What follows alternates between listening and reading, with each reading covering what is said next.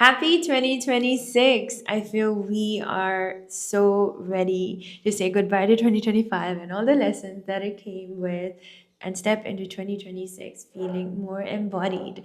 And I don't know about you, but personally, I don't quite feel like I have fully stepped into the new year because let's face it, we are in the middle of winter. The trees have shed, the animals are asleep, they are recuperating, the nature is recuperating to prepare itself for spring.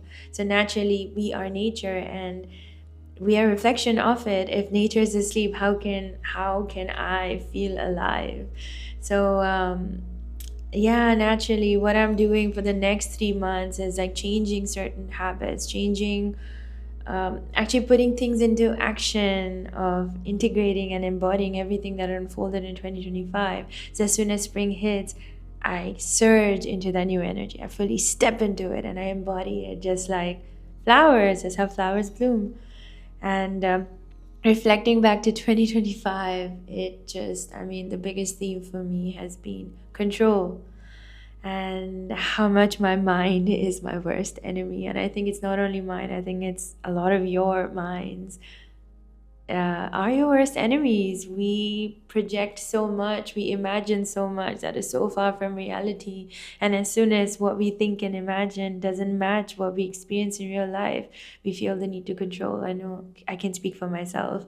I have a tendency of fantasizing, idealizing people, fantasizing situations, imagining myself in the best case scenario, and really feel that emotion, really lose myself in it until when the opportunity comes and it doesn't match how I had imagined it, I instantly feel anxious. I instantly feel I'm out of control and I try to change the scenario by stepping away, removing people, by doing something about it, just something. This an angst energy comes through, and that is everything I do not want to become.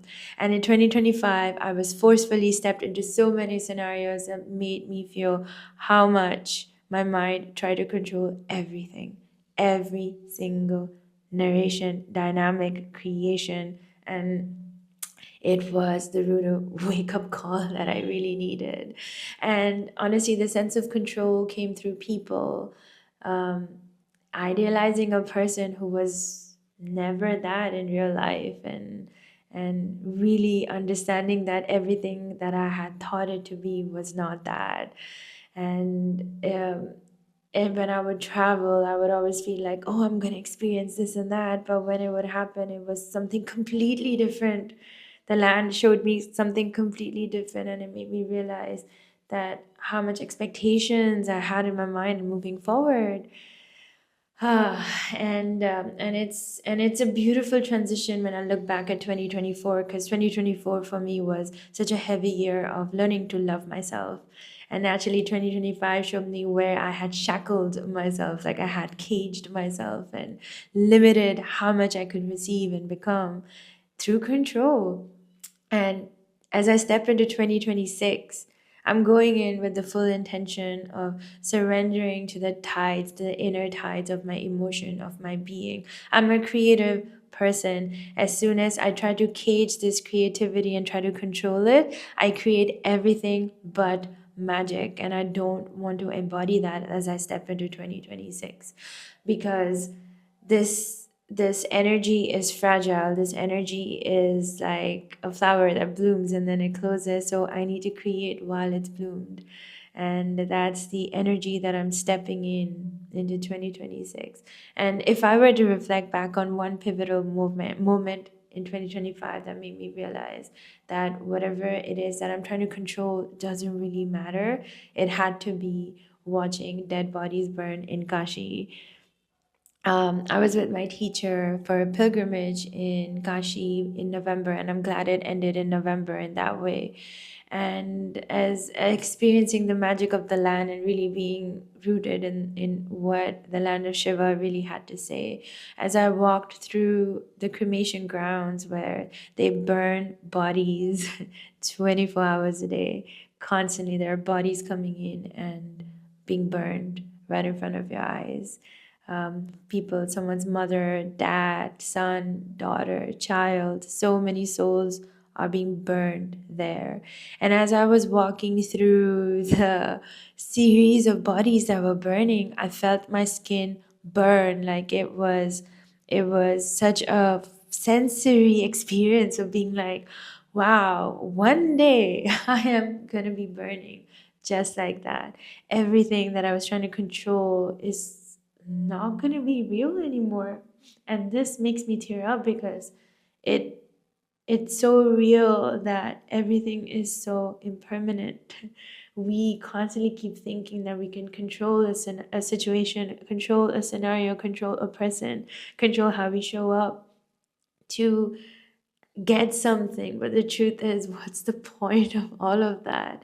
You're just robbing yourself from truly experiencing this temporary lifetime that we have on earth, with being as this current identity, being as Parmita, being as who you are, your family, everything else. And just feeling the heat in my skin and just being like, wow, nothing really matters. Nothing does. And in that moment, all that senses of wanting to control scenarios, anything kind of just withered away. So every time I actually try to control something, I take myself back to the cremation ground, to what I felt, to how temporary life truly is.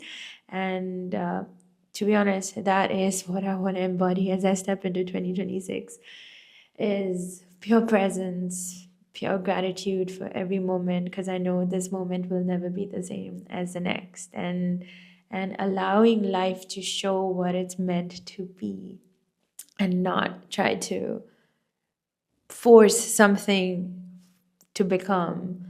Because I think the magic truly lies in when you allow your body to truly express for what it is in the moment, in the emotions of it all.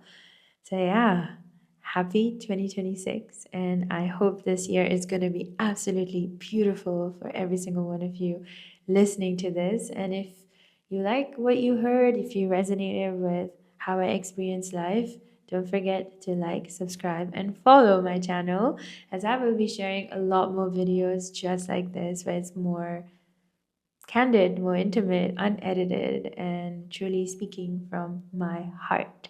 So, yeah. Take care, you guys, and see you next time.